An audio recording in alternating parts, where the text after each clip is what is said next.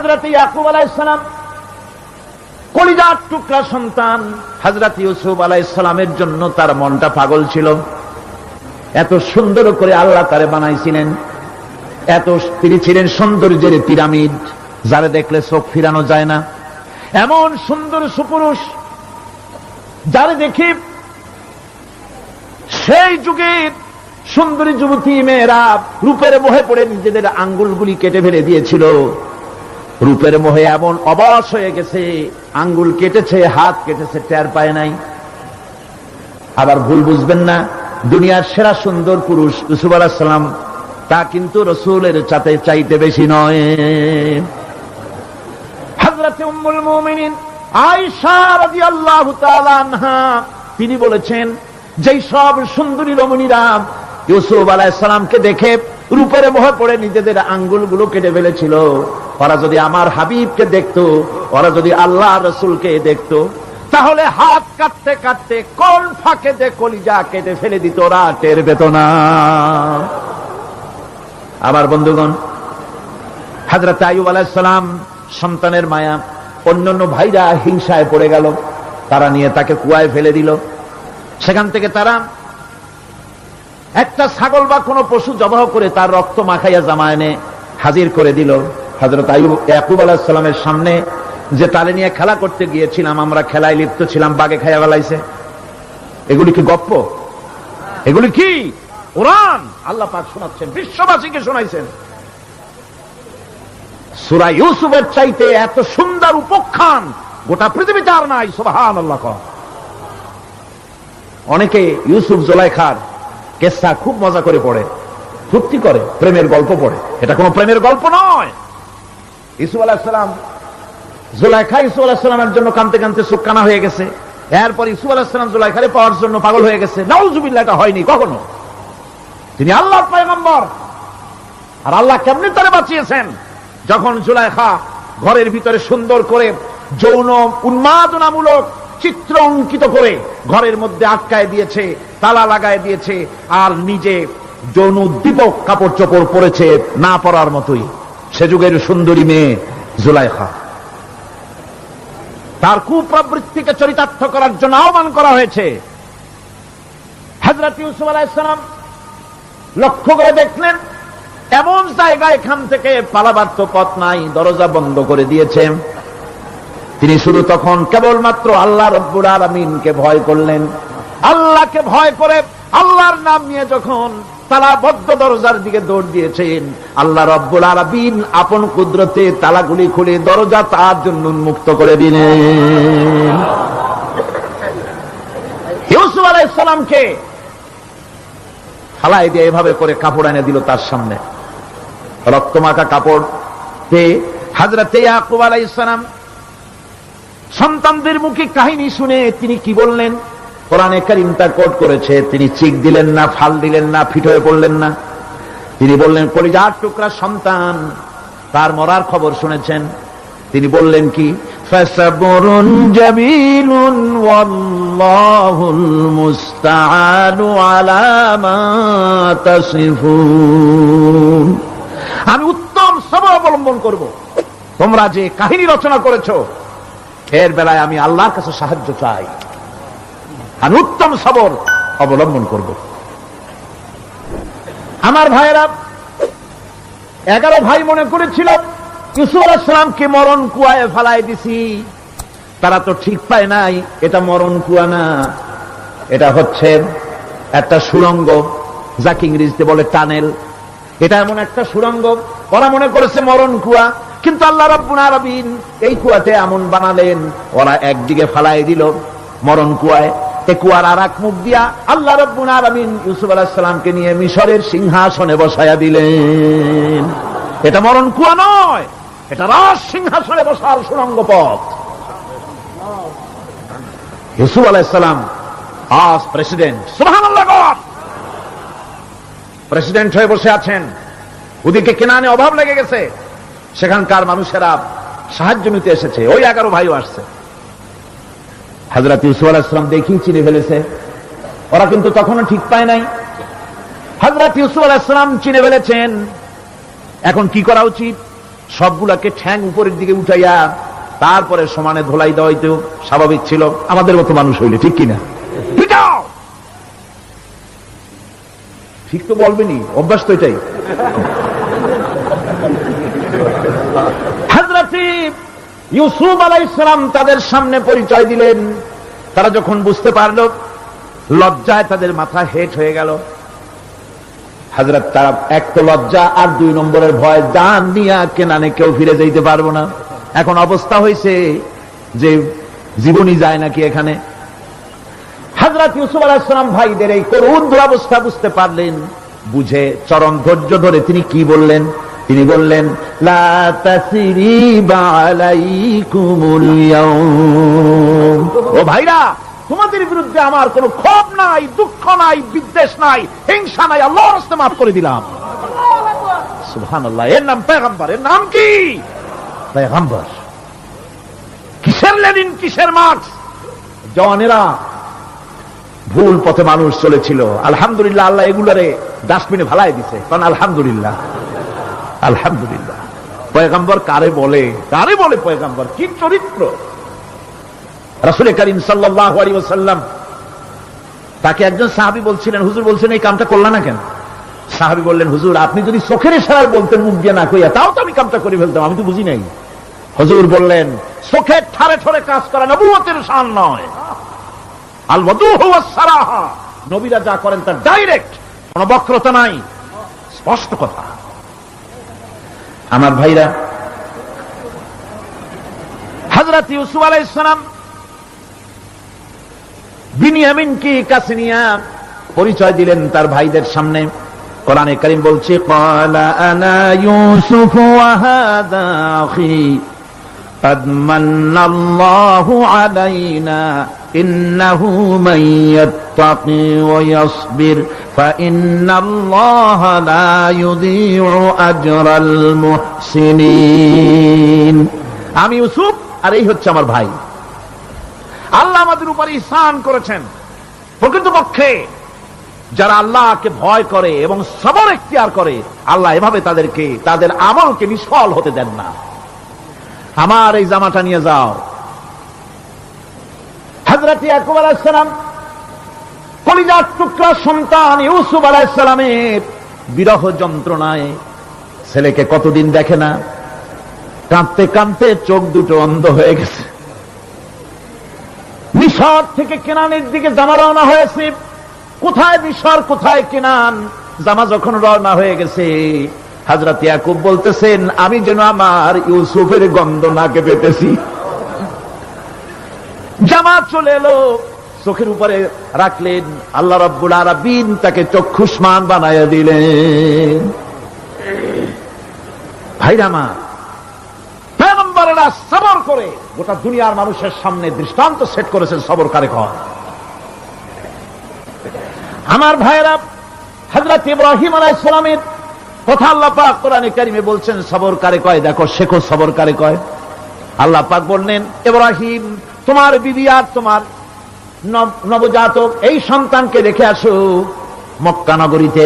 তিনি চলে গেলেন। সেখানে ঘর নাই, বাড়ি নাই, কিচ্ছু নাই, চতুর্দিকে ধুধু বালু আর মরুভূমি। হযরতে হাজরা বলছেন, ইব্রাহিম সামান্য পানি আর খাবার দিয়া আমার সন্তান শুদ্ধ এখানে রেখে যেতেছো, আমি কি অপরাধ করেছি? কোনো জবাব নাই। 2বার 3বার বলার পরে হাজরা বলছেন, ইব্রাহিম গো, তবে কি আমার আল্লাহর হুকুম মতো আমারে রেখে যাচ্ছ নাকি? হযরত ইব্রাহিম আকাশের দিকে আঙ্গুল উঁচু করলেন। কথা বলবেন, বাক শক্তি বেরোচ্ছে না। 80 বছর বয়সের সময় একটা বাচ্চা আল্লাহ তারে দিচ্ছেন। আর এমন বাচ্চা, পয়গম্বরের ছেলে, কি সুন্দর চেহারা, মরুভূমির উপরে ফালাই দিয়াছো।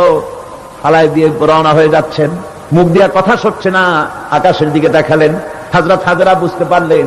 হযরত হাজরা বলেন, ইব্রাহিম কোনো চিন্তা নাই, নিশ্চিন্ত মনে বাড়ি ফিরে যাও। আমি আমার আল্লাহর উপরে এতটা ভরসা করি, আল্লাহর হুকুমে যদি আমার এখানে রেখে যেয়ে থাকো, আল্লাহ পাক আমাকে আর আমার কলিজার টুকরা ইসমাইলকে পানিতে আর খাবারে মারবেন না, অবশ্যই তিনি ব্যবস্থা করবেন। ব্যবস্থা হয়ে গেল। হযরত ইসমাইল বড় হয়ে গেলেন। আল্লাহ পাক অর্ডার করলেন, জবাই করো ছেলেকে।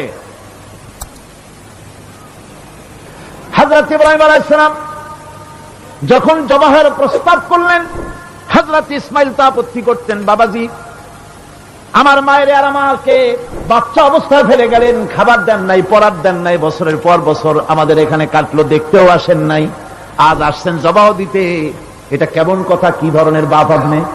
এরকম বলছে নাকি? এরকম বলছে? হযরত ইব্রাহিম আলাইহিস সালাম প্রস্তাবটা কিভাবে পারলেন? আল্লাহ পাক কোরআনে কারীমে দৃষ্টান্ত রেখে দিয়েছেন। আল্লাহ পাক বলছেন, হযরত ইব্রাহিম ছেলেকে বললেন, ইয়া বুনাইয়া, ইয়া বুনাইয়া, হে আমার কলিজার টুকরা, লাডলা, হে আমার কলিজার টুকরা সন্তান, ইন্নী আরা ফিল মানাম আন্নী আযবাহুক, আমি স্বপ্নে দেখছি আমি যেন তোমাকে জবাহ করতেছি, ফানজুর মাযা তারা, তোমার রায় কি বলো? আমি তো স্বপ্নে দেখছি যে আমি তোমার জবাহ করতেছি, এখন তোমার রায় কি, তোমার মত কি? হযরত ইসমাঈল আলাইহিস সালাম শুনিয়া দিলেন দৌড়, নাকি না? হযরত ইসমাঈল আলাইহিস সালাম ধৈর্যের প্রতীক, তিনি কি কথা বললেন? তার বুকের কথা কোরআন শরীফে আল্লাহ পাক উঠায় দিলেন। হযরত ইসমাঈল বললেন, ইয়া আবাতি ফাআল মা তু'মারু সাতাজিদুনি ইনশাআল্লাহু মিনাস সাবিরিন, হে আমার পিতা, আপনি যে ব্যাপারে আদিষ্ট হয়েছেন আপনি তা পালন করুন, অবশ্যই আমাকে ধৈর্যধারীদের মধ্যে পাওয়া যাবেন। সুবহানাল্লাহ। এক বর্ণনা এসেছে, হযরত ইসমাঈল বললেন, আব্বাজান আমি ধৈর্যধারীদের ভিতরে আমারে পাবেন, তবে জবাহ করার আগে আমার হাত পাটা একটু বেঁধে নেন, কারণ জবাহের যন্ত্রণায় আপনার গায়ে যদি আমার হাত পাও লেগে যায় তো বেয়াদবি হয়ে যেতে পারে, আর আমি মরে আমার জবাহ হয়ে যাওয়ার পর আমার রক্ত মাখা জামাটা নিয়া আমার মা হাজেরারে দিবেন, কারণ তাকে মা বলবার মতো আর তো কেউ নাই। হযরত ইব্রাহিম তাকে বাঁধবার জন্য প্রস্তুতি নিলেন। হযরত ইসমাঈল বলছেন, আব্বাজান বাঁধবেন না, বাঁধার প্রয়োজন নাই। বলে কেন? একবার বাঁধতে বললে আবার তুমি নিষেধ করছো কেন? ছেলে বলছেন, আব্বাজান বাঁধবো না এই জন্যে, হয়তো কিয়ামতেই প্রশ্ন উঠতে পারে যে আল্লাহর হুকুমে রাজি ছিল না বলে হাত পা ভাঙ্গা জবাহ করছে, আমি এই সুযোগ দিব না, আপনি জবাহ করেন, আমি এতটুকু নড়াচড়া করব না। ধৈর্যের চরম প্রতীক হযরতে ইসমাঈল আলাইহিস সালাম দেখাই দিয়েছেন ধৈর্য কারে কয়। আমার বন্ধুগণ, এই পৃথিবীর সবচাইতে ধৈর্যের বড় প্রতীক হতেছেন ইমামুল মুরসালিন, আশরাফুল আম্বিয়া, সাইয়্যিদুল মুরসালিন, জনাবে মুহাম্মাদুর রাসূলুল্লাহ সাল্লাল্লাহু আলাইহি ওয়াসাল্লাম। আমার বন্ধুগণ, সবচাইতে বড় ধৈর্যের প্রতীক তিনি। কাউকে একটা গালি দেন নাই জীবনে, কাউকে ঠাট্টা করেন নাই, কাউকে মারেন নাই, কারো মনে দুঃখ দেন নাই, তিনি দুঃখ পেয়েছেন, তিনি কাউকে দুঃখ দেন নাই, তিনি কষ্ট পেয়েছেন, কাউকে কষ্ট দেন নাই। আমার ভাইয়েরা, তায়েফের ময়দান, আমার নিজের চোখে তায়েফে যেদিন আমি তায়েফ দেখলাম, আমি তায়েফে ঢুকেছি, জীবনে কোনোদিন যাই নাই, রমজান মুবারকে আমি সেখানে গেলাম, আমাকে বসার জন্য তারা নিয়ে যাবে, আমি বললাম আগে বসবো না, আমারে আগে নিয়ে যাও, আমার নবীকে কোন জায়গায় ওরা মেরেছিল সে জায়গাটা দেখাও।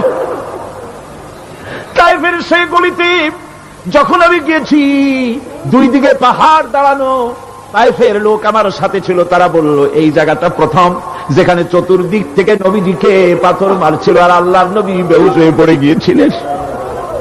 3টা দিন না খাওয়া,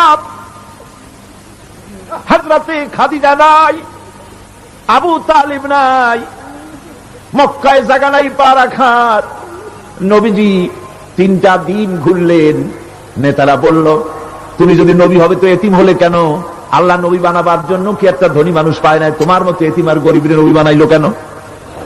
আল্লাহ নবী 3 দিন পর যখন দেখলেন কেউ দাওয়াত শোনে না, কেউ মানে না, কেউ গ্রহণ করে না, তখন তিনি নেতাদের অনুরোধ করলেন, ঠিক আছে দাওয়াত তো কবুল করলে না, তবে একটা কাজ করো, অন্তত আমি যে তায়েফে আসছিলাম এই খবরটা মক্কায় দিও না, ওরা আরো অত্যাচার বাড়ায় দেবে। এই কাফিরগুলি খবর তো মক্কায় পাঠালো, আর সমস্ত যুবকদেরকে লেলিয়ে দিল। যুবকেরা চতুর্দিকে দাঁড়াইছে, রাসূলকে পাথর মারা শুরু করে দিল। আমি যখন রেল লাইনের থেকে হাঁটি, যখন রেল লাইন কোনো সময় দেখি রেলের পাথরগুলি, রেল লাইনের পাথরগুলি দেখলেই আমার মাথায় যেন কেন তাইফের কথা মনে এসে যায়। আরে মানুষের গায়ে পাথর মারলে কি অবস্থার সৃষ্টি হয়? পাথর নূরের শরীর, রহমতের শরীর, কিটি কিটি রক্ত ঝরছে। নবীজিকে জোর করে উঠাইয়া জবরদস্তি করে হাঁটার জন্য তারা ধাক্কা মারতেছে। আবার কিছুদিন গিয়ে নবীজি আবার বেহুশ হয়ে পড়েছেন। এইখান থেকে আবার উঠাইছে, আবার ধাক্কা মারতেছে। 3 নম্বরের আর একটা জায়গা আছে যেখানে ভাঙ্গা একটা মসজিদ। তাইফের লোকেরা আমাকে বলল এই জায়গাটা হলো শেষ জায়গা যেখানে রাসূল করিম তৃতীয়বারের মতো বেহুশ হয়েছিলেন। এখানেই হুজুরের রক্ত ঝরেছে বেশি। 2 রাকাত নামাজ পড়লাম, সিজদায় পড়ে আবুল কান্না কাল্লাম আল্লাহর কাছে।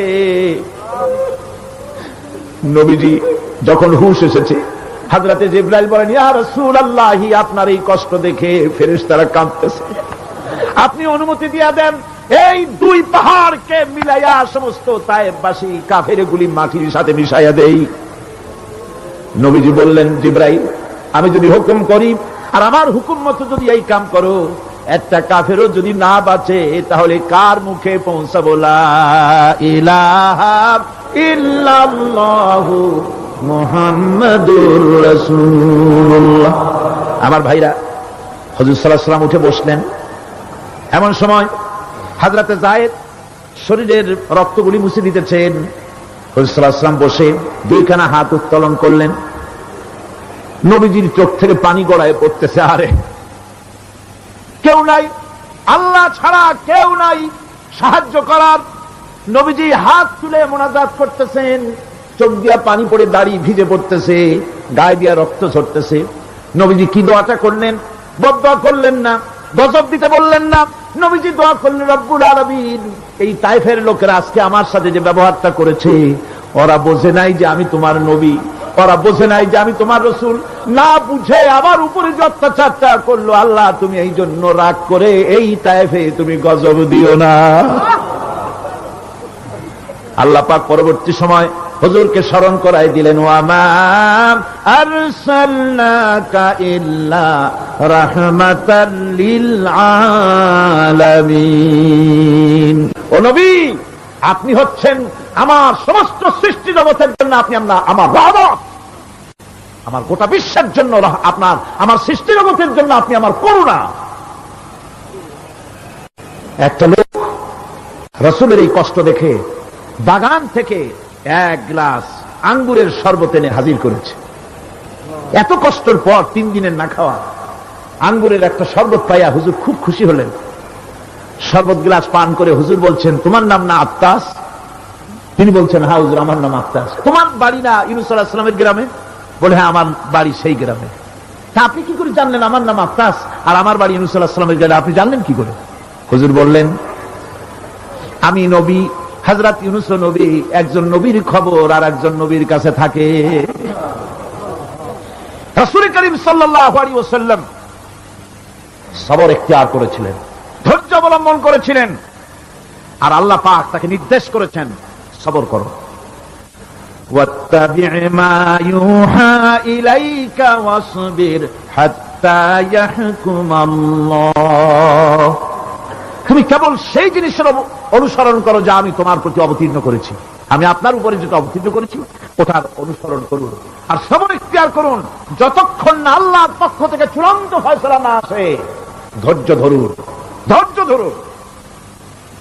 আমার ভাইরা, কাফেরদের নির্যাতনের মোকাবেলায় আল্লাহ পাক তার হাবিবকে সান্ত্বনা দিয়েছেন। যখন কাফেররা নির্যাতন করতেছে, আরে হযরতে বেলাল নির্যাতিত, হযরতে সুমাইয়া নির্যাতিতা, হযরতে খাব্বাব, হযরতে খুবাইব, হযরতে আম্মার রিদওয়ানুল্লাহি তাআলা আলাইহিম আজমাইন, এত মার হতেছে। হযরতে ওমর হযরতে খাব্বাব রাদিয়াল্লাহু তাআলা আনহুকে খোলা গায়ে দেখে বলছিলেন, খাব্বাব রে, তোমার পিঠে এত গর্ত কেন? এত গর্তওয়ালা পিঠ তো আমি মানুষের দেখি নাই, এত চিকুন কোমরওয়ালা মানুষও তো দেখি নাই। তিনি বলেছেন, ওমর তুমি কি ভুলে গেছো? ইসলাম কবুল করার অপরাধী কাফির বেঈমানেরা আগুন জ্বালায়া আংটা আগুনের উপরে আমাকে চিৎ করে শোয়াছে। আমি যেন নড়াচড়া করতে না পারি সেজন্য আমার বুকের উপরে পাথর চাপা দিয়ে রেখেছিল। গায়ের চর্বি আর রক্ত গলে গলে পড়ে আগুন নিবেছে, আর আগুন গোশত পুড়ে যে পিঠের মধ্যে প্রবেশ করেছিল আজও পর্যন্ত পিঠের সেই গর্ত সেরে যায় নাই। এভাবে অত্যাচার হচ্ছিল সাহাবীদের উপরে।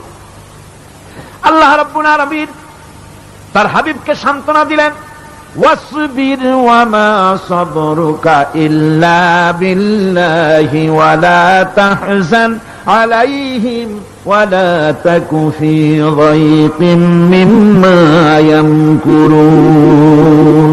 হে রাসূল, সবরের সাথে কাজ করতে থাকুন।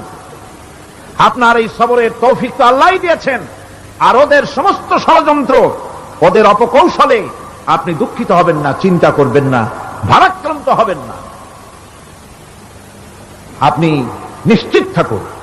ওয়াসবির লিহুকমি রাব্বিকা ফাইন্নাকা বিআয়ুনিনা। হে নবী, আপনার রবের চূড়ান্ত ফয়সালা আসা পর্যন্ত ধৈর্য ধারণ করুন।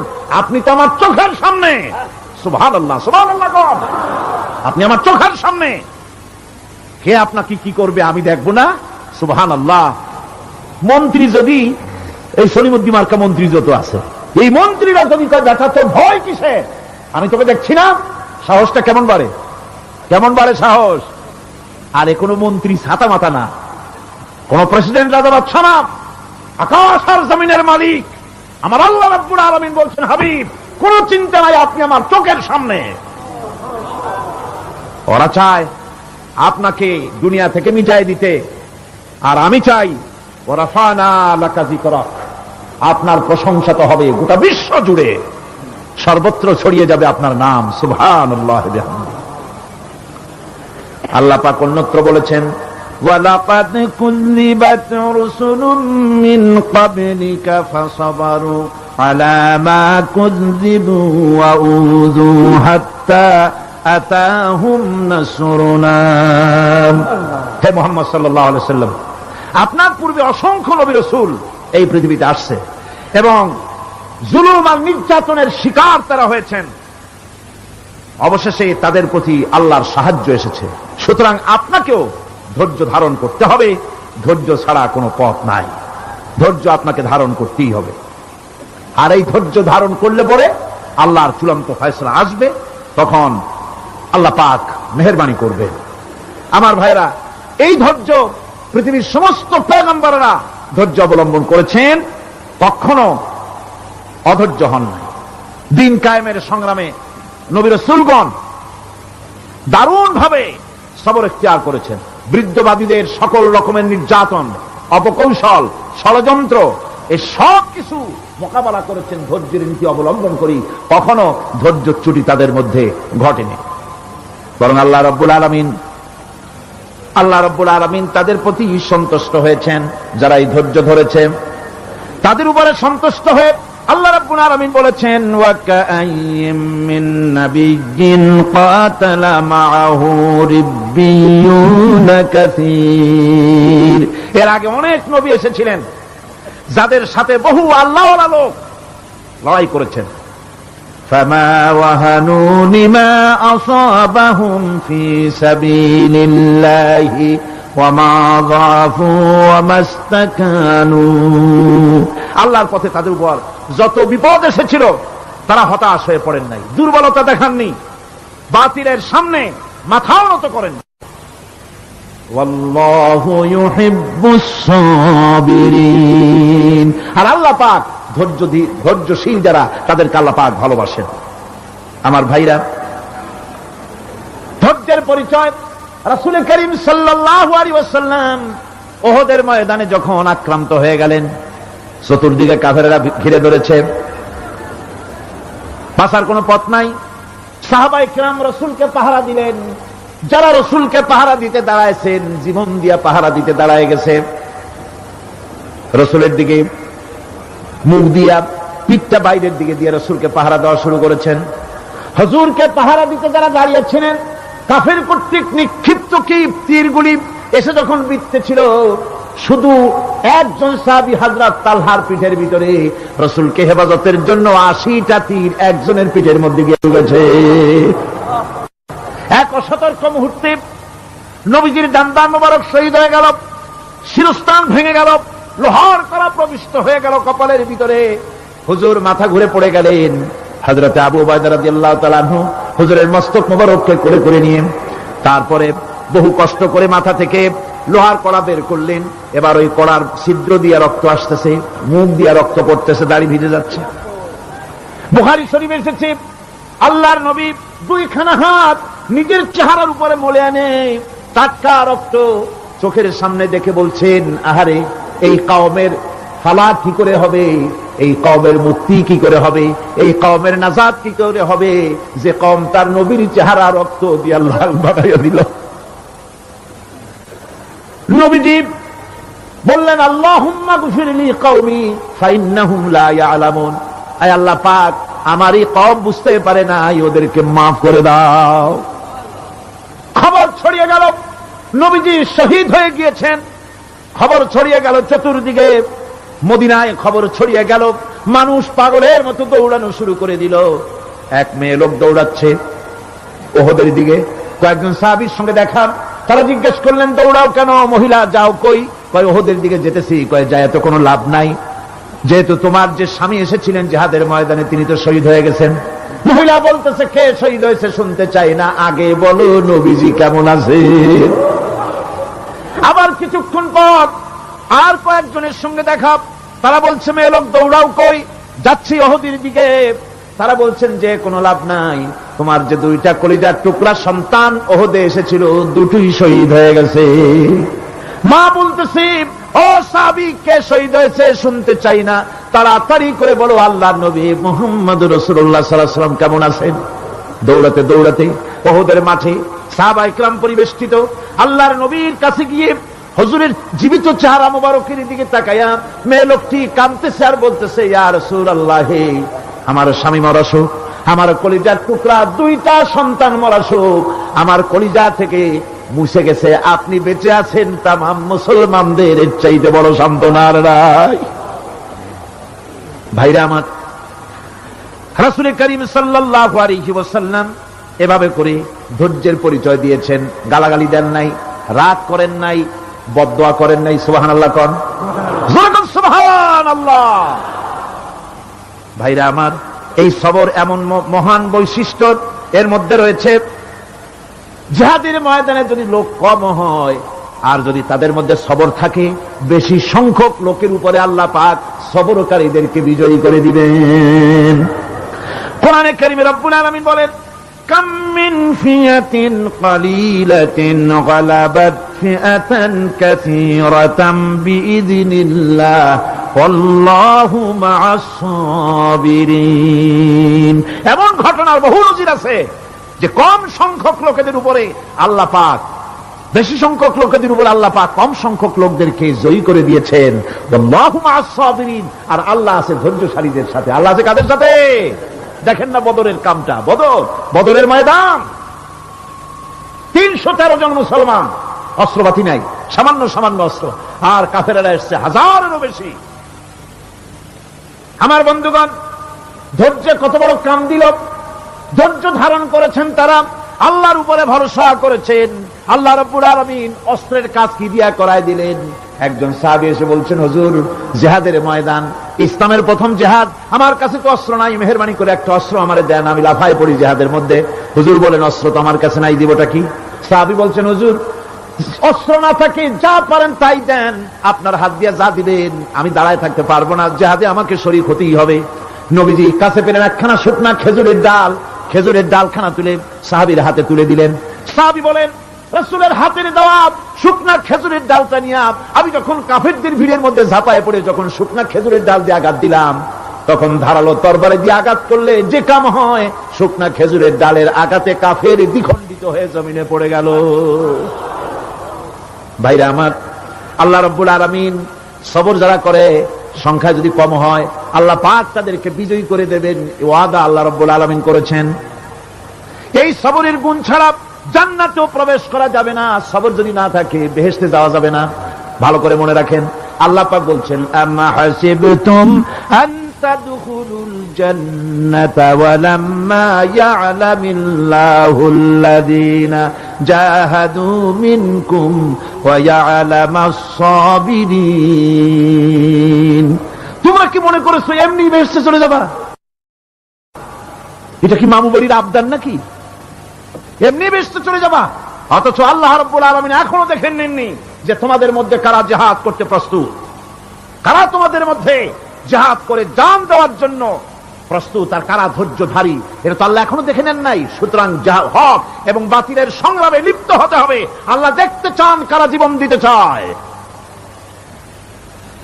সুতরাং ইসলামী আন্দোলনে যারা শরীক হবে তাদের বিপদ এবং মুসিবত দিয়ে আল্লাহ রাব্বুল আলামিন তাদের সাহসিকতা এবং ধৈর্যের পরীক্ষা নিবেন। কোরআনে কারীম বলছে, وَلَنَبْلُوَنَّكُمْ حَتَّى نَعْلَمَ الْمُجَاهِدِينَ مِنكُمْ وَالصَّابِرِينَ وَنَبْلُوَ أَخْبَارَكُمْ। অবশ্যই আমি তোমাদেরকে পরীক্ষার সম্মুখীন করব, আর তোমাদের মধ্যে সত্যিকার মুজাহিদ দৃঢ়তা অবলম্বনকারী কারা আমি তা দেখব। এটা যেন আমি দেখে নিতে পারি, সেই জন্য আমি বিপদ এবং মুসিবতের মধ্যে তোমাদের ফেলবো। ধৈর্যধারীদের উপরে আমার রহমত অবশ্যই থাকবে। সবর এমন এক সম্পদ যা ধারণ করলে পরে আল্লাহ রাব্বুল আলামিন রাষ্ট্রীয় ক্ষমতা দান করে দেন। কোন সুবহানাল্লাহ, জোরে কোন সুবহানাল্লাহ। ধৈর্য ধারণ করলে আল্লাহ রাষ্ট্রের মতো বিরাট নিয়ামত আল্লাহ হাতে তুলে দিবেন। তার প্রমাণ কোরআন শরীফে আল্লাহ বলছেন, বনি ইসরাঈলরা মিশর থেকে যখন বহিষ্কার হয়ে গেল, তাদের যখন পা রাখার কোনো জায়গা থাকলো না, বনি ইসরাঈলরা মিশর থেকে যখন বহিষ্কার হয়ে গেল, এরপরে আল্লাহ পাক তারা যখন ধৈর্য অবলম্বন করলো, আল্লাহ পাক তাদের ব্যাপারে বলছেন, ওয়া আওরাসনাল কওমাল্লাযীনা কানু ইস্তাদআফুনা মাশারিকাল আরদি ওয়া মাগারিবাহা আল্লাতী বারাকনা ফিহা। আর তাদের স্থলে আমি নির্যাতিত লোকদেরকে প্রতিষ্ঠিত করলাম। পশ্চিম এবং উত্তরের তাদেরকে আমি পশ্চিম এবং পশ্চিম এবং পূর্বের উত্তরাধিকারী তাদেরকে বানায় দিলাম। বিরাট এলাকা তাদের হাতে আমি তুলে দিলাম। ওয়াতাম্মাত কালিমাতু রাব্বিকাল হুসনা আলা বানি ইসরাঈলা বিমা সাবারু। আর এভাবে করে আল্লাহ পাক তার কথাকে পূর্ণ করলেন বনি ইসরাঈলদের উপরে। সবর এখতিয়ার করার জন্য, ধৈর্য ধারার কারণে আল্লাহ পাক রাষ্ট্রের মালিক তাদের বানায় দিলেন। জোরে কোন সুবহানাল্লাহ। সবর যদি করা হয় তো, যুদ্ধ যদি বাদে, যদি জিহাদ শুরু হয়ে যায়, আল্লাহ পাক বলেছেন ফেরেশতা দিয়ে সাহায্য করবে। যদি সবর থাকে তোমাদের, সবর থাকলে আল্লাহ কি দিয়ে সাহায্য করবেন? ফেরেশতা দিয়ে। কোরআনে কারীম বলছে, বালা ইন তাসবিরু ওয়া তাত্তাকু ওয়া ইয়াতুকুম মিন ফাওরিহিম হাযা ইউমদিদুকুম রাব্বুকুম বিখামসাতি আলাফিন মিনাল মালাইকাতি মুসাউমিমিন। হ্যাঁ, তোমরা যদি ধৈর্য অবলম্বন করো আর আল্লাহকে ভয় করে চলো, তাহলে এক্ষুনি আল্লাহ রাব্বুল আলামিন তোমাদের জন্য কাতারে কাতারে শৃঙ্খলাবদ্ধ 10,000 ফেরেশতা দিয়ে তোমাদেরকে সাহায্য করবেন। সুবহানাল্লাহ। তোমাদেরকে ফেরেশতা দিয়ে সাহায্য করা হবে। তোমরা যদি সবর এখতিয়ার করো, তাহলে সংখ্যা যদি কম হও, বেশি সংখ্যার উপরে জয়ী করে দেব। ইয়াকুম মিনকুম 20 সাবিরুনা ইয়াগলিবু মিয়াতাইন। যদি তোমাদের ভিতরে ধৈর্যশীল 20 জন হয়, আমি 200 কাফেরের বিরুদ্ধে তোমাদেরকে জয়ী করে দেব। সুবহানাল্লাহ। তোমরা যদি হও ধৈর্যশীল 20 জন, 200 কাফেরের উপরে তোমরা জয়যুক্ত হয়ে যাবে। আর বিপদ আর মুসিবতে যারা ধৈর্য ধরে, তাদের জন্য আল্লাহর পক্ষ থেকে সুসংবাদ। সুসংবাদ কাদের জন্য? ধৈর্যধারীদের জন্য। কোরআনে কারীম বলছে, ওয়াবাশশিরিস সাবিরিনাল্লাযীনা ইযা আসাবাতহুম মুসিবাতুন ক্বালু ইন্না লিল্লাহি ওয়া ইন্না ইলাইহি রাজিউন। সুসংবাদ সেই সব ধৈর্যশালীদের জন্য যারা নাকি বিপদ এবং মুসিবতে আসলে যারা বলে, কি বলে? পড়েন আমার সাথে, ইন্না লিল্লাহি ওয়া ইন্না ইলাইহি রাজিউন। এটা শুধু আমাদের লোকেরা কেউ বললে পড়ে, এটা শুধু মরার সময় নয়, বরং যে কোনো বিপদ আর মুসিবত এলে মোমেন বান্দা যারা, তারা কি পড়বে? ইন্না লিল্লাহি ওয়া ইন্না ইলাইহি রাজিউন, নিশ্চয়ই নিশ্চয়ই আমরা আল্লাহর জন্য এবং আমাদের সকলকেই আল্লাহর কাছে ফিরে যেতে হবে, প্রত্যাবর্তিত হতে হবে। সবরকারীদের জন্য রয়েছে জান্নাতের সুউচ্চ সম্মানের জায়গা। জান্নাতীদের জান্নাতে সবচেয়ে সম্মানজনক জায়গা আল্লাহ রাব্বুল আলামিন ধৈর্যশালীদেরকে দান করবেন। কোরআনে কারীম বলছে, উলাইকা ইউজসাউনাল গুরফাতা বিমা সাবারু ওয়া ইউলাক্কাউনা ফিহা তাহিয়াতাও ওয়া সালামা। এরা হলো সেই সব লোক যাদেরকে প্রদান করা হবে বেহেশতের সুউচ্চ মঞ্জিল, কারণ তারা সবর ইখতিয়ার করেছিল, তারা সবর করছিল, এই জন্য বেহেশতের সবচেয়ে ভালো জায়গা তাদের দেওয়া হবে। কোন আলহামদুলিল্লাহ, জোরে কোন আলহামদুলিল্লাহ। এবং জান্নাতে সবরকারীদেরকে সম্বর্ধনা দেওয়া হবে, সম্বর্ধনা দেওয়া হবে। খালিদিনা ফিহা হাসুনাত মুস্তাকাররাও ওয়া মুকামা। চিরদিন তারা জান্নাতের ভেতরে বসবাস করবে এবং কতই না সুন্দর, কতই না উত্তম জায়গা সবরকারীদের জন্য আল্লাহ বেহেশতের মধ্যে রেখে যাবেন। জান্নাতে প্রবেশ করার সাথে সাথে চতুর্দিক থেকে ফেরেশতারা ছুটে আসবে সবরকারীদের জন্য। ওয়াল মালাইকাতু ইয়াদখুলুনা আলাইহিম মিন কুল্লি বাব। চতুর্দিক থেকে ফেরেশতারা তাদেরকে ইস্তেকবাল করবে, কি বলবে? সালামুন আলাইকুম বিমা সাবারতুম ফানি'মা উকবাদ-দার।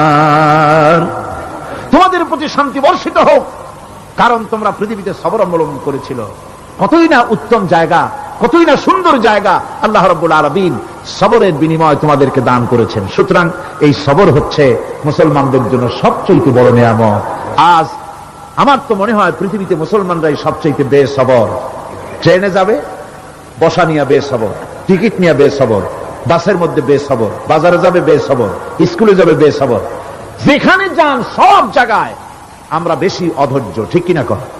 সামান্য সামান্য জিনিস নিয়ে ঝগড়া করা, মারামারি করা, এই হচ্ছে আমাদের ট্র্যাডিশন। ধৈর্য অবলম্বন করতে হবে জীবনের সকল ক্ষেত্রে, এই ধৈর্য আমাদেরকে রক্ষা করতে হবে। এই ধরনের ধৈর্য যদি আমরা অবলম্বন করতে পারি, তাহলে আল্লাহ পাক বলছেন, উলাইকাল্লাযীনা সাদাকু ওয়া উলাইকা হুমুল মুত্তাকুন। এরাই হলো ঈমানের দাবিতে সত্যবাদী। কোন আলহামদুলিল্লাহ। কারা কারা? না না, শুধু সবরকারী না, এই যে 10টা পয়েন্ট বলা হলো, কয়টা পয়েন্ট বলা হয়েছে? 10টি পয়েন্ট। সেই 10টি পয়েন্ট যারা পালন করবে এরা হলো ঈমানের দাবিতে সত্যবাদী, আর এরাই হচ্ছে প্রকৃতপক্ষের মুত্তাকি। আমরা মুত্তাকি বুঝি দাঁতে ছাতা, দাড়ি দাড়ি আশ্রয় না, জাব্বা জুব্বা গায়ে দিয়ে কোনো জায়গায় পড়ে থাকে, এটা বড় মুত্তাকি, খুব পরহেজগার। সালার সত্তর যদি পড়ে তাহলে তো আরো বড় পরহেজগার। জি, আর যদি কাপড় চোপড় মোটেও না থাকে তাহলে তো খাজা বাবা হয়ে গেল। নাউযুবিল্লাহ মিন যালিক। আর আল্লাহ বলছে মুত্তাকি কারে কয় শোনো, এরে কয় মুত্তাকি যাদের মধ্যে এই 10টা গুণ আছে। এই 10টি সত্য যদি সম্পাদন করতে পারি, যদি আমল করতে পারি, জীবন ধন্য হয়ে যাবে। সেই 10টি কথা আমি আবার আপনাদের স্মরণ পটে তুলে দিতে চাই, প্যাকেট করে পকেটে উঠাই দিতে চাই, যেন বাড়ি নিয়ে যেতে পারেন। 1 নম্বর হচ্ছে 10টি পয়েন্টের 1 নম্বর আল্লাহর প্রতি ঈমান। 1 নম্বরে আল্লাহর প্রতি ঈমান, 2 নম্বরে পরকালের প্রতি ঈমান, 3 নম্বরে ফেরেশতাদের উপর ঈমান, 4র্থ নম্বরে কিতাবের প্রতি ঈমান, 5ম নম্বরে নবীদের প্রতি ঈমান, 6ষ্ঠ নম্বরে সহায় সম্বলহীন নিকটবর্তী আত্মীয়, ইয়েতিম, মিসকিন, প্রবাসী, মুসাফির, সাহায্য প্রার্থী, এদেরকে মুক্ত করার জন্য এদেরকে সাহায্য প্রদান করা, 7 নম্বরে নামাজ প্রতিষ্ঠা করা, 8 নম্বরে যাকাত আদায় করা, 9 নম্বরে ওয়াদা পালন করা, 10 নম্বরে সবর এখতিয়ার করা। কয়টা হইল? এই 10টি কাজ যদি আমরা পালন করতে পারি, বিপদে মুসিবতে ধৈর্য ধারণ করতে পারি, যত মুসিবত আসুক, আসলে এগুলি কিছু না। মুসিবত আল্লাহ টেস্ট করবেন, মুসিবত দিয়া আল্লাহ টেস্ট করেন। দেখা যায় যে ওদের শক্তি খুব বেশি, চোখে আপনি দেখতে পারেন, কিন্তু আল্লাহ বলছেন ইন্না কায়দা শায়তানে কানা দাঈফা। বাতিলরা হলো শয়তান, বাতিলরা কি? আর ওদের চক্রান্ত আসলেই দুর্বল। এদের চক্রান্ত আসলে কি? দুর্বল। কাজেই এগুলিকে ভয় করা যাবে না। বিপদে মুসিবতে ধৈর্য ধারণ করে যদি অগ্রসর হওয়া যায় তো আল্লাহ রাব্বুল আলামিন এই 10টি পয়েন্ট যদি আমল করা যায় দুনিয়াও শান্তি পাবো, আখিরাতেও শান্তি পাবো। যত মুসিবত আসুক বিপদ আসুক ধৈর্যের সাথে মোকাবেলা করতে হবে। ধৈর্যের অর্থ কি? আমি আগেই বলেছি, ধৈর্যের অর্থ হচ্ছে অবিচলতা, দৃঢ়তা, বরদাস্ত করা, সহিষ্ণুতা, ধীরতা, স্থিরতা। ধৈর্যের অর্থ এটা নয় একজন একটা থাপ্পড় মারলো আর আপনি বলবেন যে বাবা ব্যথা পাইছো নাকি, তাহলে আরো একখান থাপ্পড় দিয়ে দাঁত আমার সবগুলো ভালায় দাও। এর নাম ধৈর্য নয়। ধৈর্য হচ্ছে পরিস্থিতির মোকাবেলা করতে হবে সাহসিকতার সাথে, এর নাম হচ্ছে ধৈর্য। ওই যে আমি একটা দৃষ্টান্ত দিয়ে থাকি, এক সাপ একবার মুরিদ হয়েছিল এক পীর সাহেবের কাছে। পীর বলছিলেন যে না আমি তো এইসব সাপ টাপ মুরিদ বানাই না। কয় না হুজুর আমারে বানান। তারপরে মুরিদ বানায় কিছু অধিকতারে শিখাই দিল আর বললো খবরদার কাউকে দংশন করবে না। ঠিক আছে, সে দেয়া জিগারাজগার শুরু করে দিয়েছে। এর মধ্যে জমিনে রাখাল আসছে, ধান কাটছে, ধানগুলো নিবি কি করে, দড়ি দাড়ি পাচ্ছে না। তো কি করা যায়, বানবে কি দিয়া? সন্ধ্যার পরে অন্ধকারে দেখে যে দড়ি একটা পড়ে আছে। ও যে কি দড়ি তা তো ওর বুঝে নেই। ওইটারে নিয়ে ধান রে ফেসাইয়া লেজ দিয়ার মাথা দিয়ে এরকম করে বাসেটারে দিয়ে বাঁধছে। সাপ তখন বলতেছে হায় হায় রে, কেবল যে মুড়ি ধরছি তা না হলে তুই ঠিক পাইতি যে আমি কি ধরনের দড়ি। এরপরে নিয়ে বাড়ি নিয়ে ভালাই দেশে বারে খুলে সাপটার ঘাড় গেছে মস্কিয়া। বহুত কষ্ট করে হুজুরের বাড়ি গিয়ে হাজির। কয় যে হুজুর কি একখান জিকের শিখাইলেন, আমার তো ঘাটটার মস্কিয়া শেষ। আশ্চর্য কথা, কত মানুষ মুড়ি ধরলো, কত কিছু মুড়ি ধরলো, কারো তো জিকের করলে ঘাড় মস্কে যাবে কেন, এটা কেমন কথা? কয় হুজুর ঘটনাই। আরে বেটা ঘটনা এইটা, তুই কি করছিলি? কয় যে আপনি যে নিষেধ করছেন দংশন করতে, আমি তো দংশন করতে পারিনি। আরে বেটা দংশন করতে নিষেধ করছিলাম, ফোঁস করতে তো নিষেধ করি নাই। তোরে যখন দড়ি মনে করে হাত দিছিল ফোঁস করে উঠতি, ওই রাখা লাভ দিয়া বর্ডার পার হইয়া দিল্লি চলে যেত। কাজী ধৈর্যের মানে শীত হয়ে পড়া না। ধৈর্য মানে অবিচলতা, দৃঢ়তা নিয়ে শক্তি সঞ্চয় করে আল্লাহর উপরে ভরসা করে বাতিলের বিরুদ্ধে ঝাঁপিয়ে পড়তে হবে, বাতিল উৎখাত হতে বাধ্য হবে।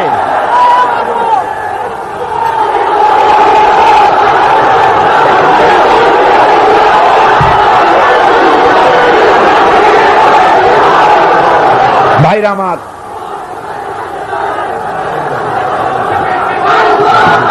সুতরাং আলহামদুলিল্লাহ আমরা কোরআনে কারিমের এই আয়াতে কারিমাত আমরা যদ্দূর পারলাম আলোচনা করেছি। আল্লাহ পাক যেন এতে বরকত দেন। জোরে কোন আমিন, আরো জোরে কোন আমিন। মোনাজাতের জন্য বসেন, এক্ষুনি মোনাজাতের জন্য দাঁড়ানো ভাইরা সব বসে পড়েন। আল্লাহুম্মা আমিন।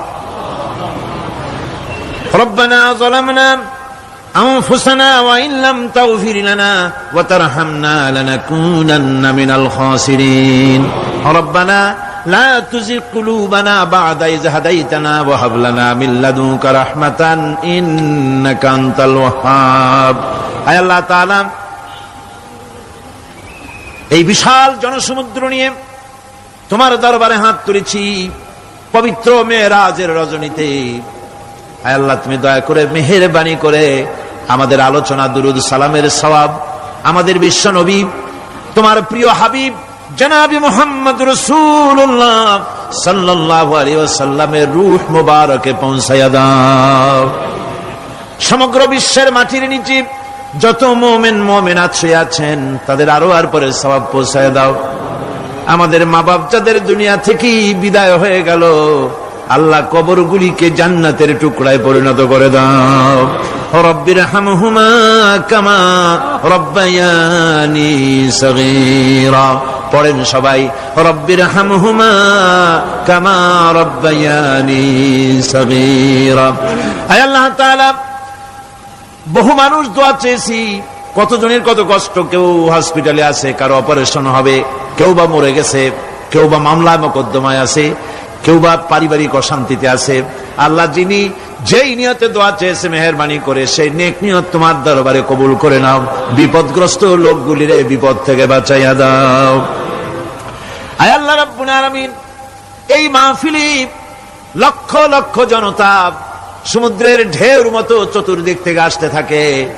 তুমি আর তোমার কোরআন আর তোমার রাসূল ছাড়া কোনো স্বার্থ কারো মনে নাই। কাউরে রিকশা ভাড়া দেওয়া হয় না, ট্রাক ভাড়া, বাস ভাড়া কাউকে দেওয়া হয় না। এক লোকমা খানাও এখানে পায় না, তাবাররুক বা সিন্নি বিতরণও হয় না। আয় আল্লাহ নিঃস্বার্থ ভাবে এই লোকগুলি যাতায়াত করে, আল্লাহ তোমার কোরআনের বরকতে সকলকে তুমি গুনাহ মুক্ত করে দাও। আয় আল্লাহ তাআলা যাতায়াতটা আসান করে দিও, যাতায়াতের পথে কারো যেন কোনো বিপদ না হয়ে যায়। আয় আল্লাহ তাআলা বাড়ি ঘর ফালায় আসে, বাড়ি ঘর তোমার ফেরেশতা দিয়ে তুমি হেফাজত করো। রব্বুল আলামিন মা বোনেরাও কষ্ট করে আসে, আল্লাহ তুমি দয়া করে এ মাহফিলে যারা শরীক হয়, এ মাহফিলে কোরআনের মাহফিলে শরীক হওয়ার কারণে তোমার কাছে একটা দাবি করি, দাবিটা হলো মেহেরবানি করে সব মানুষকে তোমার কাবা ঘর দেখাও। যারা উপস্থিত হয়েছে সকলকে তোমার হাবিবের রওজায় গিয়া সালাম দেওয়ার তৌফিক দাও। রব্বানা তাকাব্বাল মিন্না ইন্নাকা আনতাস সামিউল আলিম ওয়া তুব আলাইনা ইন্নাকা আনতাত তাওয়াবুর রহিম। সুবহানা রাব্বিকা রাব্বিল ইজ্জাতি আম্মা ইয়াসিফুন ওয়া সালামুন আলাল মুরসালিন আলহামদুলিল্লাহি রাব্বিল আলামিন। ওয়াজআল আখিরা কালিমাতিনা ইনদাল মাউত লা ইলাহা ইল্লাল্লাহু মুহাম্মাদুর রাসূলুল্লাহ। আসসালামু আলাইকুম ওয়া রাহমাতুল্লাহ। তোমাদের যত ক্ষমতা আছে সমস্ত ক্ষমতা নিয়ে আমার বিরুদ্ধে তোমরা ষড়যন্ত্র করো, আর আমাকে এতটুকু অবকাশ দিও না। আমি সেই আল্লাহ রাব্বুল আলামিনের উপরে ভরসা করেছি, যার কুদরতি হাতের ভিতরে আমার জান, আর গোটা পৃথিবীর সমস্ত প্রাণীর জান যার কুদরতি হাতের মধ্যে, যার হাতের ভিতরে গোটা পৃথিবীর সমস্ত জান, সে আল্লাহর উপরে ভরসা করেছি। যা খুশি তোমরা আমার বিরুদ্ধে করতে পারো। সুবহানাল্লাহি ওয়া বিহামদিহি। এটার নাম হলো ঈমান, এটার নাম সবর, এটার নাম ধৈর্য। এই ধৈর্য আসে ঈমানে কামেল হলে পরে এবং আল্লাহর উপরে পরিপূর্ণ বিশ্বাস হলে পরে। যদি কারো দিনের মধ্যে কথা বিশ্বাস থাকে যে আমার জন্য আল্লাহর পক্ষ থেকে যদি কোনো বুলেট নির্ধারণ করা থাকে, গোটা বিশ্ব যদি আমাকে পাহারা লাগায়, ওই বুলেট থেকে আমাকে বাঁচাইতে পারবে না। আর আমার জন্য যদি একটা বুলেট আল্লাহ কর্তৃক নির্ধারিত থাকে, তাহলে গোটা পৃথিবীর মানুষ চেষ্টা করেও সেই বুলেট থেকে আমাকে রক্ষা করতে পারবে না। এটার নাম হচ্ছে ঈমান। এই ঈমান যখন মানুষের মধ্যে সৃষ্টি হয়ে যায়, তখন সে বিপ্লবী শক্তিতে পরিণত হয়ে যায়। তার কাছে ভয় বলে কোনো জিনিস থাকে না, যেহেতু সে তো ভরসা করেছে এমন শক্তির কাছে যার চাইতে প্রচন্ড ক্ষমতা আকাশেও কারো নাই, জমিনেও। তিনি কে? জোরে চিল্লায় বলেন, তিনি কে? আমার বন্ধুগণ, রাসূল করিম সাল্লাল্লাহু আলাইহি ওয়াসাল্লাম হিজরতের রাতে সূর পাহাড়ের গায়ে সওরের কাছে যখন চলে গেছেন, ফজরের রক্ত হয়ে হয়ে আসতেছে। হযরতে আবু বকর রাদিয়াল্লাহু তাআলা আনহু বলছেন, হে আল্লাহর রাসূল, এখন আর অগ্রসর হওয়া ঠিক হবে না, বেলা উঠে গেলে ধরা পড়ে যাব। এখানে গুহা আছে, ভিতরে প্রবেশ করি। হযরতে আবু বকর রাসূলের সম্মতি পেয়ে হযরত আবু বকর রাদিয়াল্লাহু তাআলা আনহু বলছেন, ইয়া রাসূলুল্লাহ, পাহাড়িয়া গুহা, সাপ বিচ্ছু থাকতে পারে, আমাকে অনুমতি দেন, আমি আগে ভিতরে ঢুকে সাফ করে আপনাকে ডাকি। ভিতরটা সাফ করে তিনি ডাকলেন। রাসূল করিম ভিতরে ঢুকে বলছেন, আবু বকর, পাহাড় বেয়ে বেয়ে বড্ড কষ্ট হয়েছে, একটু বসো, তোমার উরুর উপরে মাথা রেখে আমি একটু ঘুমাইয়া যাই। আল্লাহর নবী আরাম ফরমাচ্ছিলেন। সকালবেলায় কাফির বেঈমানেরা যখন আস্তে আস্তে করে গুহা মুখে পৌঁছে গেছে, পায়ের চিহ্ন এখানে শেষ, তাদের নিশ্চিত ধারণা এর ভিতরে নবীজি আছেন। বলছে, বেরিয়ে আসো। একজন বলে নাই, আর একজন বলে আছে। এভাবে তাদের মধ্যে দ্বিমত হয়ে গেল। হযরত আবু বকর বলছেন, ইয়া রাসূলুল্লাহ, আমরা তো ধরা পড়ে গেছি, আমাদের তো আর উপায় নাই। এই গুহাটা এতই অগভীর, শুয়ে যদি হাঁটু উঁচু করা যায়, উপর থেকে দেখা যায়, বসলে পরে মাথা দেখা যায়, ধরা তো পড়ে গেছি, উপায় নাই। আল্লাহর নবী তখন তার হাবিব, তার বন্ধুকে কি বললেন? বিশ্ববাসীর জন্য আল্লাহ পাক কোরআনে তা উঠায় দিলেন। নবীজি তার বন্ধুকে ডেকে বললেন, লা তাহজান ইন্নাল্লাহা মা'ানা। ও আমার সাথী, কোনো চিন্তা করো না, ভয় পেও না, শঙ্কিত হয়েও না। আমরা মাইনরিটি নই, আমরাই মেজরিটি, কারণ আল্লাহ রাব্বুল আলামিন আমাদের সাথে আছেন। সুবহানাল্লাহ। এই চিন্তা, এই ধারণা যদি মানুষের মনের মধ্যে থাকে, তাহলে কখনোই তার মন দুর্বল হবে না, ঈমান দুর্বল হবে না। ভরসা করতে হবে আল্লাহর উপরে। আর বিপদ যত বড় পাহাড় সমান হয়ে আসুক, ধৈর্য অবলম্বন করতে হবে। ধৈর্য হচ্ছে মুমিনের সবচাইতে বড় গুণ। মুমিনের সবচাইতে বড় কোয়ালিটি কি? আমার বন্ধুগণ, কোরআনে কারিমে আল্লাহ রাব্বুল আলামিন গোটা বিশ্বের সমস্ত মুসলমানদের জন্য কোরআনে কারিমে আম্বিয়া আলাইহিস সালাম তাদের সবরের দৃষ্টান্তগুলি আল্লাহ নিজে তুলে ধরেছেন আমাদের ইবরতের জন্য, আমাদের শিখাবার জন্য, আমাদের সবক দেওয়ার জন্য। কোরআনে কারীম হযরত আইয়ুব আলাইহিস সালামের সবরের ঘটনা কোরআনে কারীম তুলে ধরেছে। হযরত আইয়ুব 18টি বছর পর্যন্ত রোগের মধ্যে পড়ে আছেন। এত অসুখ করেছে, এত রোগ, শরীর পচে গিয়েছে, গায়ে পোকা ধরেছে, দুর্গন্ধ হয়ে গিয়েছে, বিবিরা চলে গিয়েছে, ছেলে মেয়ে পাড়ার লোকেরা দূর দূর করে তাড়িয়ে দিয়েছে। এবার জঙ্গলের ভিতরে গিয়ে আশ্রয় নিয়েছেন। এমন অবস্থা হয়েছে, শরীর পচে পচে জিহ্বায় যখন পোকা ধরা শুরু করে দিল, হযরত আইয়ুব আলাইহিস সালাম তখন আল্লাহ রাব্বুল আলামিনের দরবারে এই প্রথমবারের মতো তিনি বললেন, রব্বুল আলামিন, হায় আল্লাহ তাআলা, সমস্ত শরীর জড়জড়া হয়ে গিয়েছে, গায়ে পোকা ধরেছি, আমি কোনো কথা বলি নাই, আমি খামোশ থেকে জিকির আজগার করতেছিলাম। আয় আল্লাহ, এখন দেখি আমার জিহ্বায় পোকা ধরেছে, পোকা ধরা শুরু হয়েছে। আমার জিহ্বাটায় পোকা তুমি দয়া করে দিও না, কারণ আমার জিহ্বায় যদি পোকা হয়ে যায় তাহলে তোমার মতো আল্লাহর জিকির আমি কি দিয়া করব? আমার জিহ্বাটা তুমি দয়া করে ভালো রাখো। কোরআনে কারীম বলছি, ওয়া আইয়ুবা ইয নাদা রাব্বাহু ইন আন্নী মাসসানিয়াদ-দুররু ওয়া আনতা আরহামুর রাহিমিন।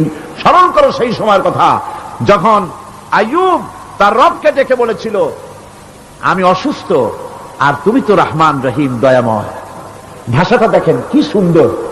এর থেকে কি আল্লাহর আর কিছু বলা লাগে? আল্লাহ পাকের কাছে তিনি বলতেছেন, আল্লাহ আমি তো অসুস্থ, আমি তো অসুখ করেছে আমার, আর তুমি তো দয়াময় রহমান রহিম। এক অন্ধ, ঈদের দিন কত অন্ধই তো আসে খরাত করার জন্য, ভিক্ষা করার জন্য, চতুর্দিকে ভিক্ষা করতেছে অন্ধরা। এক অন্ধ ঈদের গেটের কাছে দাঁড়ায় বলতেছে, ভাইরা আজ হচ্ছে ঈদের দিন আর আমি কিছু দেখতে পাচ্ছি না। এ বেশি পয়সা পাইল, মানুষের দিন তার প্রতি আকৃষ্ট হয়ে গেছে। আরে কি কথা, আজ ঈদের দিন, সকলে আনন্দ করছে আর আমি কিছুই দেখতে পাচ্ছি না। সে কিন্তু কিছু চায় নাই। ভাষার ভিতরে, কথা বলার ভিতরে এ ধরনের টেকনিক আছে। হযরত আইয়ুব আলাইহিস সালাম বললেন না যে আল্লাহ আমারে মাফ করে দাও, কষ্টের মধ্যে আছি। তিনি শুধু বলেছেন, রব্বুল আলামিন, আমি অসুস্থ হয়ে পড়েছি, আমার অসুখ করেছে, আর তোমার নাম রহমান রহিম। এতটুকু কথা বলেছেন। আল্লাহ রাব্বুল আলামিনের দরজায়, তার দরবারে আইয়ুব আলাইহিস সালামের ডাক চলে গেছে। যায় নাই? কোন অসুবিধা আছে নাকি? কোন অসুবিধা নাই। পানির তলা দিয়া যদি কেউ ডাক দেয়, পাহাড়ের ভিতরে বসে যদি কেউ ডাক দেয়, আল্লাহ রাব্বুল আলামিন তা শুনতে পান। ইউনূস আলাইহিস সালাম মাছের পেটে বসে চিৎকার মেরেছিলেন, লা ইলাহা ইল্লা আনতা সুবহানাকা ইন্নী কুনতু মিনাজ জালিমিন। তিনি বলছিলেন, আয় আল্লাহ তাআলা, আমি তোমার প্রশংসা করছি, তুমি ছাড়া উপাস্য নাই, মাবুদ নাই। আমি তোমার পবিত্রতা ঘোষণা করছি, আমি তো জালিমদের অন্তর্ভুক্ত হয়ে গেছি। বাস এতটুকুন কথাই বলেছেন। আল্লাহ পাক বলছেন, ইউনূসের ডাক তো কেউ শোনে নাই, পানির মধ্যে কেউ শোনে নাই, জমিনের কেউ শোনে নাই, মহাশূন্যের কেউ শোনে নাই, কিন্তু মাছের পেটের ভেতরে থেকে, গভীর অতল দরিয়ার তলদেশ থেকে মাছের পেটের ভিতরে বসে আমার ইউনূস যে ডাক দিল, ওই ডাক আমি আরশের মালিক আমি শুনতে পেয়েছি, আর সঙ্গে সঙ্গে জবাব দিয়েছি। ফাস্তাজাবনা লাহু ওয়া নাজ্জাইনাহু মিনাল গাম্মি ওয়া কাযালিকা নুজিল মুমিনিন। ডাকের সাড়া দিলাম, বিপদ দিয়া বাঁচায় দিলাম। শুধু ইউনূসের না, আল্লাহ পাক এ জায়গায় আবার ওয়াদা করলেন, দুনিয়ার যত মুমিন বান্দা আছে তারা যদি কখনো বিপদে পড়ে যায় আর আমারে যদি ডাকে, আমি এই রকম করে বিপদ থেকে বাঁচায়া দেব। আইয়ুব আলাইহিস সালাম যখন আল্লাহ রাব্বুল আলামিনের কাছে ফরিয়াদ করলেন, আল্লাহ পাক তখন বলছেন, কোরআনে কারীম বলছে, ফাস্তাজাবনা লাহু ফাকাশাফনা মা বিহি মিন দুররিন ওয়া আতাইনাহু আহলাহু ওয়া মিসলাহুম মাআহুম রাহমাতাম মিন ইনদিনা ওয়া যিকরা লিল আবিদিন। আমি আইয়ুবের দোয়া কবুল করে নিলাম, শুধু তার পরিবার বর্গই দিলাম না, বরং আরো কিছু নিয়ামত আমি তাকে দান করে দিলাম।